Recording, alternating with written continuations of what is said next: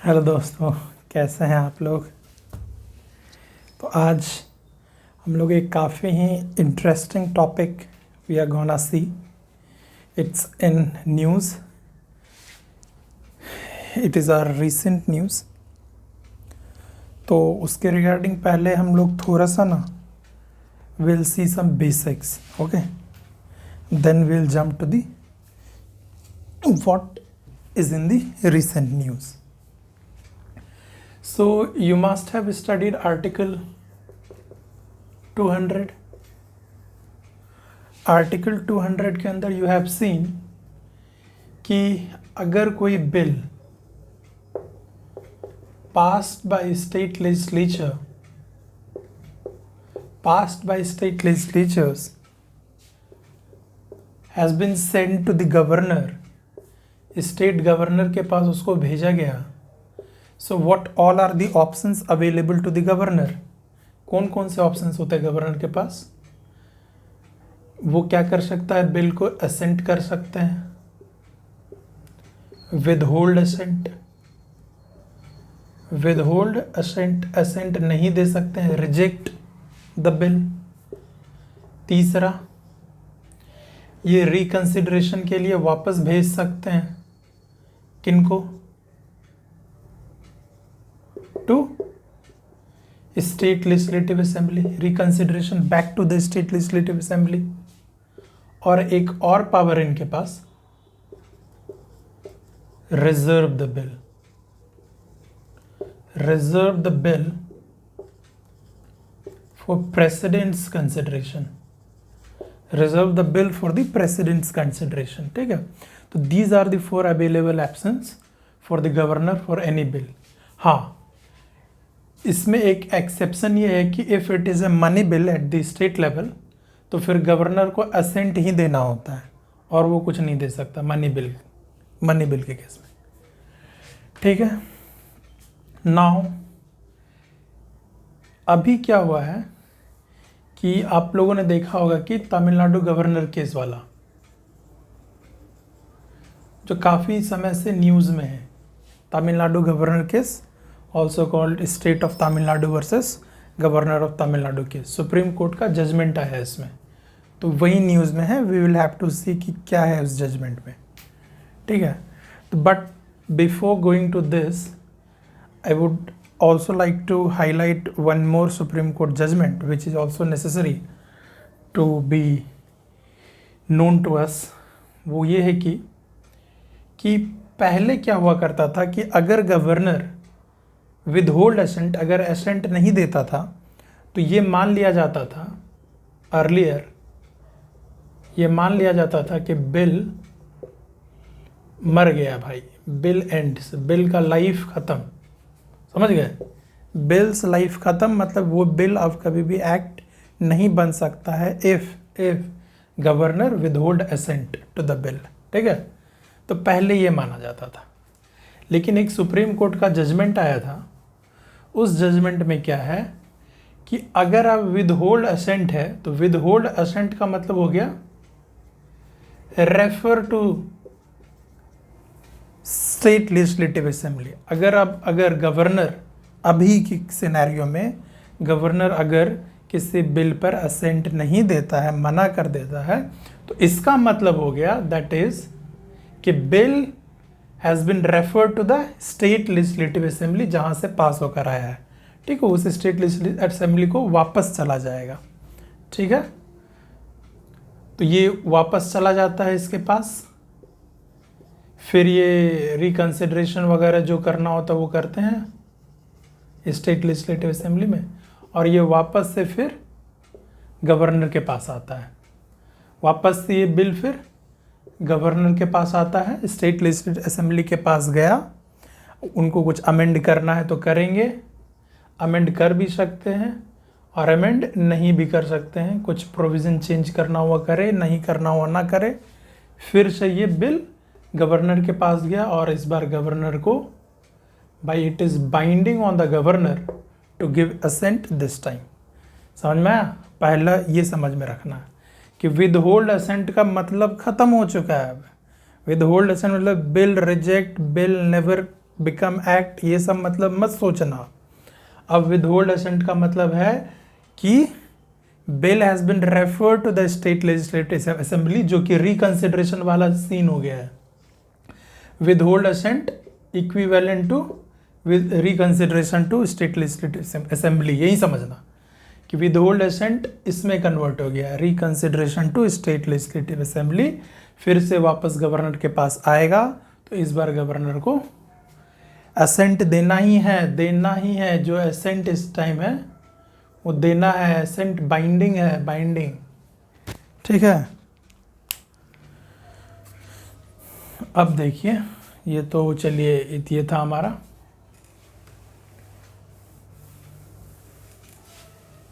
I hope guys it makes sense to you. You are getting the point what I'm trying to make. अब हम लोग अभी जो recent judgement हुआ है उसमें क्या हो रहा था, देखो अच्छे से सोचो कि दो ऑप्शन था गवर्नर के पास। अपने लेमैन लैंग्वेज में विल ट्राई टू इस चीज़ को देखते हैं, ठीक है। पहला था कि भैया कि विदहोल्ड एसेंट कर दो, विदहोल्ड एसेंट कर दो, एसेंट मत दो, तो वो परेशान होंगे स्टेट गवर्नमेंट, ठीक है। तो उसका मीनिंग तो चेंज कर दिया गया। अब तो वो रिकंसिडरेशन वाली बात हो गई, तो अब इसके थ्रू तो परेशान नहीं कर सकते गवर्नर भाई साहब। तो अब क्या तरीका रह गया परेशान करने का? जो भी ऑपोजिशन लेड स्टेट गवर्नमेंट है उसको परेशान करने का क्या तरीका रह गया? By the appointee of the central government, that is governor के द्वारा। एक ही तरीका रह गया, पॉकेट वीटो, यही रह गया ना। इनएक्टिव, एक्ट करो ही मत, बिल को पॉकेट में लेकर भूल जाओ, सो जाओ बिल पर, पॉकेट वीटो। तो इसी चीज़ पर जजमेंट आया है। अभी जो रिसेंट जजमेंट आया है सुप्रीम कोर्ट का जजमेंट, इसी चीज़ के रिगार्डिंग आया है, पॉकेट वीटो के रिगार्डिंग, ठीक है। तो अब देखिए क्या है, पॉकेट वीटो समझ गया ना। विदहोल्ड एसेंट क्या था? Absolute veto. तो एब्सोल्यूट वीटो से जो परेशान कर रहा था वो ख़त्म कर दिया गया था पहले किसी जजमेंट में, I don't know the name, कौन सा जजमेंट, जरूरी भी नहीं है जानना। और इस बार जो पॉकेट वीटो से परेशान थे स्टेट गवर्नमेंट, इस बार इस पर आया है प्रॉब्लम। पॉकेट वीटो क्या होता है? किसी बिल पर इनएक्टिव हो जाना, सो जाना, कुछ एक्ट करना ही नहीं। बिल आया, अच्छा ठीक है, देखेंगे नहीं देखेंगे कोई मतलब नहीं, ठीक है, अपने भाषा में समझ रहे हैं हम लोग। तो भैया प्रॉब्लम किस चीज़ की है? टाइमलाइन की प्रॉब्लम है, मतलब कोई टाइमलाइन है ही नहीं, कॉन्स्टिट्यूशन में कुछ टाइमलाइन मेंशन है ही नहीं। तो मतलब क्या है कि सुप्रीम कोर्ट कुछ ऐसा डिसाइड करेगा कि टाइमलाइन बाउंड करे गवर्नर को, ताकि इतने टाइम पीरियड के अंदर वो एक्ट करे। तो बस यही इस जजमेंट में टाइमलाइन से रिगार्डिंग है, क्योंकि अब यही तरीका रह गया था ना परेशान करने का। तो क्या है टाइमलाइन में? टाइमलाइन में हम देख सकते हैं इसको कि पहला टाइमलाइन 2-4 पॉइंट है टाइमलाइन में। लेट मी, ये मैंने टेलीग्राम में इसको डाल रखा है जिस दिन की न्यूज़ में आया था, तो यू कुड सी, आप उसको एक बार ज़रूर पढ़ें। मैं उसको प्रॉपरली आपको मतलब टू द पॉइंट बताने के लिए I will have to have a look over it.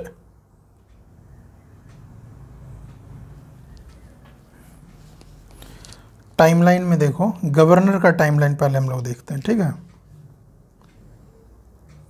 दोनों को टाइमलाइन दिया गया, गवर्नर को भी और प्रेसिडेंट को भी। पहले गवर्नर का टाइमलाइन देखते हैं हम लोग। गवर्नर को क्या टाइमलाइन दिया गया कि गवर्नर को टाइमलाइन क्या दिया गया है? देखो, गवर्नर को 2 केसेस हैं। एक तो जिस केस में गवर्नर विदहोल्ड एसेंट कर रहा था, विदहोल्ड एसेंट, एक ये ऑप्शन था। एक ऑप्शन था गवर्नर के पास वही वाला, क्या, reserve the bill for president, ठीक है। तो इस दोनों सिचुएशन में जब एसेंट नहीं देना है गवर्नर को और बिल रिजर्व करना है प्रेसिडेंट के लिए, इस दोनों सिचुएशन में अगर गवर्नर एक्ट कर रहा है, इस दोनों सिचुएशन में अगर गवर्नर एक्ट कर रहा है स्टेट काउंसिल ऑफ मिनिस्टर्स के एडवाइस पर, स्टेट काउंसिल ऑफ मिनिस्टर्स के एडवाइस पर एक्ट कर रहा है, तो भाई ये काम इसको विद इन 1 मंथ में करना होगा। ये टाइमलाइन है एक, विद इन 1 मंथ। ठीक है, विद इन 1 मंथ। मतलब कि state council of ministers headed by the state CM बोल रहा है गवर्नर को कि भाई इस बिल को रिजर्व कर लो प्रेसिडेंट के लिए, या फिर एसेंट मत दो इस बिल पर। अगर काउंसिल ऑफ मिनिस्टर्स का एडवाइस ही है तो गवर्नर विद इन 1 मंथ उस बिल पर को रिजेक्ट कर सकता है। 1 महीने के अंदर वो रिजेक्ट करेगा। अब बिल को रिजर्व करना है प्रेसिडेंट के लिए तो प्रेसिडेंट के लिए रिजर्व करेगा, या फिर रिजेक्ट करना तो रिजेक्ट करेगा। ठीक है, 1 महीने के अंदर अगर इसके एडवाइस पर एक्ट कर रहा है तो। सेम चीज अगर ये अपने इसके एडवाइस पर एक्ट ना करके अगेंस्ट एडवाइस अगर एक्ट कर रहा है, against advice of council of ministers, against advice of council of ministers अगर एक्ट कर रहा है तो उस केस में टाइमलाइन है 3 महीने का, 3 मंथ्स का। ठीक है, तो उस केस में टाइमलाइन है 3 मंथ्स का। तो गवर्नर अगर इस 2 चीज़ पर काउंसिल ऑफ मिनिस्टर्स के एडवाइस पर एक्ट कर रहा है, act on council of ministers, तो within 1 month, against act कर रहा है तो विद इन 3 मंथ्स। ठीक है, तो ये एक टाइमलाइन है गवर्नर के लिए। ठीक है, राइट, ऑल राइट। और एक क्या था कि आर्टिकल, वही जो आर्टिकल 200 जो भी हम लोग देख रहे थे, प्रेसिडेंट के पास जो ये बिल भेज रहा था, जो रिजर्व वाला पॉलिसी था, जो रिजर्व वाला था ना, ये रिजर्व वाला, तो प्रेसिडेंट एक्ट करता है किसके तहत? Under article 201। तो अब प्रेसिडेंट के पास क्या है कि प्रेसिडेंट को असेंट देना है। प्रेसिडेंट के पास भी ऑप्शंस थे।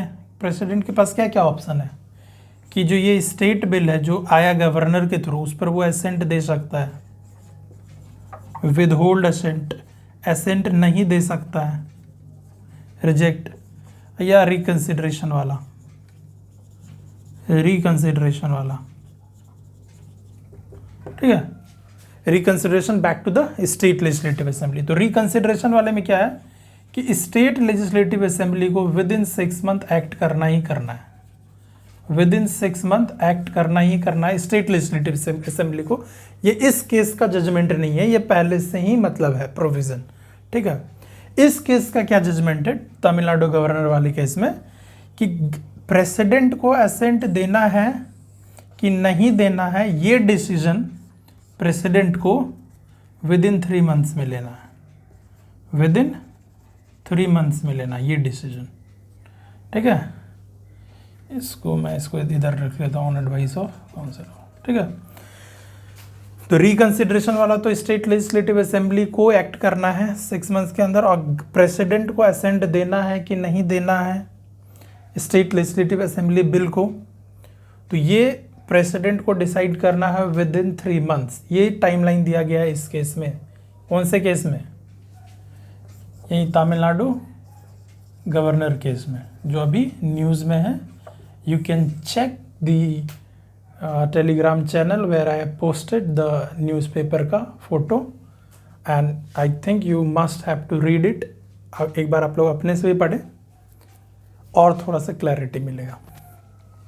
ठीक है, तो 3 मंथ्स के अंदर प्रेसिडेंट को एक्ट करना है।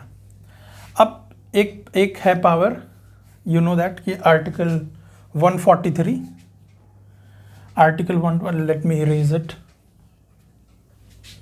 ठीक है, ये गवर्नर वाला मैं हटाता हूं।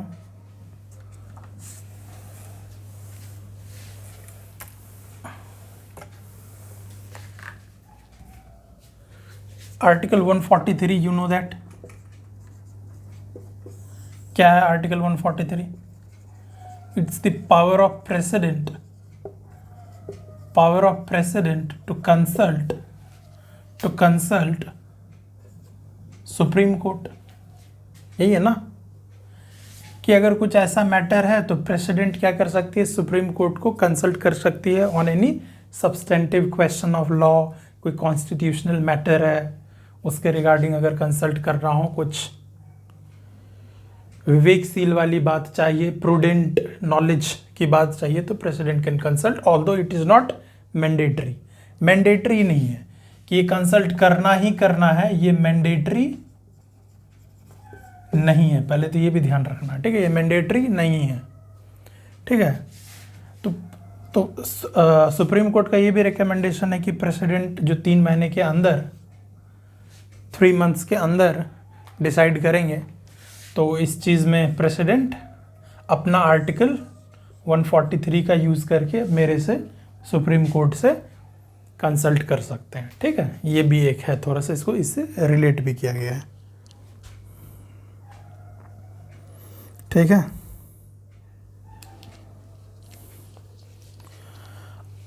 ये तो समझ में आ गया है इस आर्टिकल को कैसे इससे रिलेट किया गया है, कि क्या है कि जान रहे हो ना कि जैसे गवर्नर प्रेसिडेंट के लिए बिल रिजर्व कर सकता है, कॉन्स्टिट्यूशनल कोर्ट के लिए, सुप्रीम कोर्ट, हाई कोर्ट के लिए तो बिल रिजर्व नहीं कर सकता ना भाई।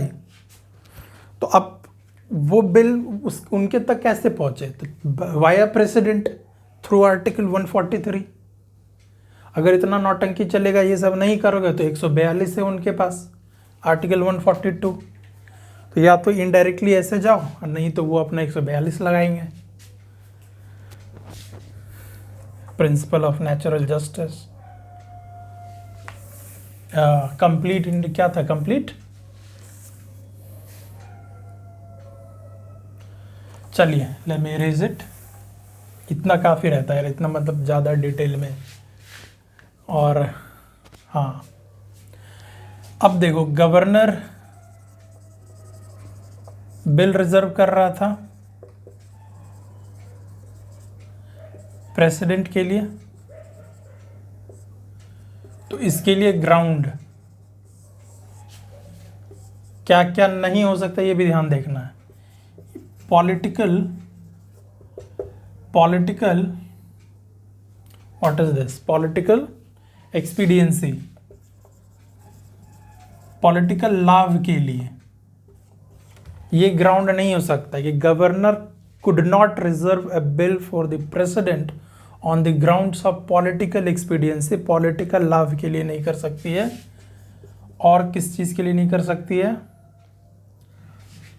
और पॉलिटिकल एक्सपीडियंसी के लिए नहीं कर सकती है। You should read it, political expediency और था आपको, ऐसे ऑप्शन में आएगा तो पकड़ लोगे, बट फिर भी आपके लिए पर्सनल डिससेटिस्फैक्शन, ठीक है। अगर पर्सनली डिससेटिस्फाइड है कि ना इस बिल को भेज देना चाहिए, क्यों भेजना चाहिए, तो रीजनिंग में दे रहा है गवर्नर प्रेसिडेंट को, इस बिल को इसलिए मैं भेजना चाहता हूँ क्योंकि मैं मतलब कि डिससेटिस्फाइड हूँ इस बिल से जो ये स्टेट लेजिस्लेटिव असेंबली में पास हुआ है, मैं उससे पर्सनली तो ये सब बहाना नहीं चलेगा कि आप पर्सनली डिससेटिस्फाइड हो कि नहीं हो, तो ये ग्राउंड नहीं हो सकता, पॉलिटिकल एक्सपीडियंसी ग्राउंड नहीं हो सकता। तो क्या ग्राउंड हो सकता है कि अगर गवर्नर को लग रहा है कि there is a grave threat to democratic principles, ठीक है, there is a grave threat to democratic principles, पर थोड़ा सा उनको लग रहा है कि थ्रेट है कुछ against the democratic principle, against the constitutional principles, तो उस ग्राउंड पर ही कैन रिजर्व द बिल। और ऐसे कॉन्स्टिट्यूशन में क्या मेंशन है कि किस कंडीशन में गवर्नर, कॉन्स्टिट्यूशन में क्या मेंशन है कि अगर मान के चलो power of high court reduce हो रहा है किसी बिल से, तो उस बिल को डेफिनेटली भेज सकता है गवर्नर, ठीक है। तो ये एक चीज़ है जो कि कॉन्स्टिट्यूशन में मेंशन है, इस तरीके के बिल को भेजा जा सकता है, तो जो कि मेंशन है हमारे कॉन्स्टिट्यूशन में। And anything else, should I need to cover? Let me see. एक बार आप लोग जरूर इसको पढ़ें. one more point is एक तो ये हो गया, इस ग्राउंड पर नहीं भेजा जा सकता, इस ग्राउंड पर भेजा जा सकता है. Power of high court reduce हो रहा है तो उस ग्राउंड पे भी भेजा जा सकता है.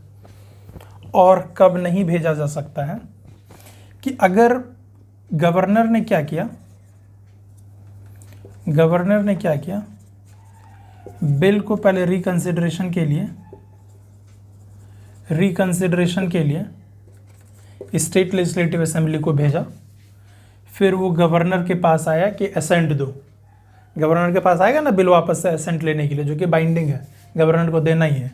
लेकिन गवर्नर क्या दिमाग लगा रहा है कि मेरे को नहीं देना है असेंट, तो चलो क्या करते हैं कि इस बिल को अब रिजर्व करते हैं फॉर प्रेसिडेंट को अब भेज देते हैं इसको. ठीक है, तो रिकंसिडरेशन के बाद प्रेसिडेंट को भेजना चाह रहा है गवर्नर, तो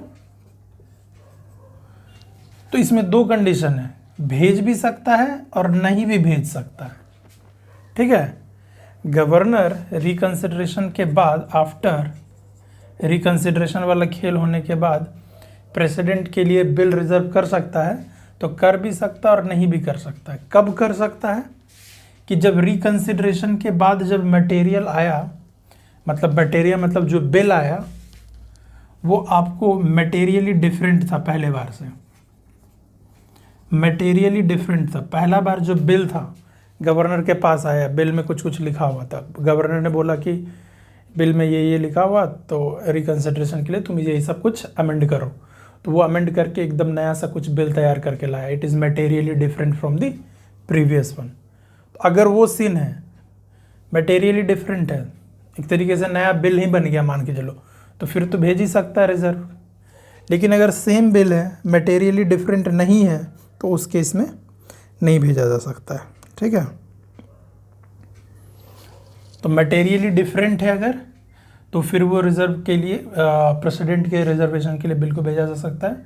अगर ओरिजिनल वर्जन से मटेरियली डिफरेंट नहीं है, वही बात है, अगर मटेरियली डिफरेंट नहीं है फ्रॉम ओरिजिनल वर्जन जो पहला वाला था, अगर नहीं है तो फिर आप नहीं भेज सकते. तो ये बातें हैं कुछ जो कि हम लोगों को ध्यान रखनी चाहिए. ठीक है गाइस, सो आप इस आर्टिकल को जरूर पढ़ें. ध्यान रखें कि 3 मंथ्स का टाइमलाइन है. हाँ, एक चीज़ और रह गया कि क्या ये टाइमलाइन जो भी है, ये टाइमलाइन, क्या ये टाइमलाइन आपको एकदम बाइंडिंग है? क्या ये टाइमलाइन बाइंडिंग है, इतना करना ही है 1 महीने के अंदर, 3 महीने के अंदर? तो जी नहीं, बाइंडिंग नहीं है. इट कुड बी कॉन्डोन्ड किया जा सकता है, फॉरगिव किया जा सकता है अगर टाइमलाइन के बियॉन्ड जाकर अगर काम हो रहा है. ठीक है, तो कॉन्डोन्ड ऑन रीजनेबल ग्राउंड्स. ठीक है, कॉन्डोन्ड ऑन रीजनेबल ग्राउंड्स पर इट विल बी कॉन्डोन्ड. ठीक है, इसको फॉरगिव किया जा सकता है ऑन रीजनेबल ग्राउंड्स. ठीक है, एक ये भी ध्यान रखना कि टाइमलाइन बाइंडिंग नहीं है, रीजनेबल ग्राउंड्स पर टाइमलाइन को एक्सटेंड किया जा सकता है. एक कुछ और दिमाग में आ रहा था यार. ठीक है, एक चीज़ ये था, और क्या था, हाँ, क्या ये जुडिशियल रिव्यू, क्या इसका जुडिशियल रिव्यू हो सकता है? जो भी ये प्रोसेस है गवर्नर का, क्या इस चीज़ का जुडिशियल रिव्यू हो सकता है? तो बिल्कुल, it is open to judicial review. ठीक है, जुडिशियल रिव्यू हो सकता है, it is amenable to the judicial review. तो ये भी ध्यान रखना. तो I hope guys you like the video. थोड़ा सा लेंदी हो गया होगा, बट समझाने की कोशिश है पूरी. आप देखिए, अगर समझ में ना आया आप एक बार पढ़ें, नहीं समझ में आएगा तो फिर से बताएंगे, कहाँ नहीं समझ में आया बताओ। I will definitely try to resolve your doubt. So I hope guys you like the session. So let me end this video here only. Thank you. Jai Hind, Jai Bharat.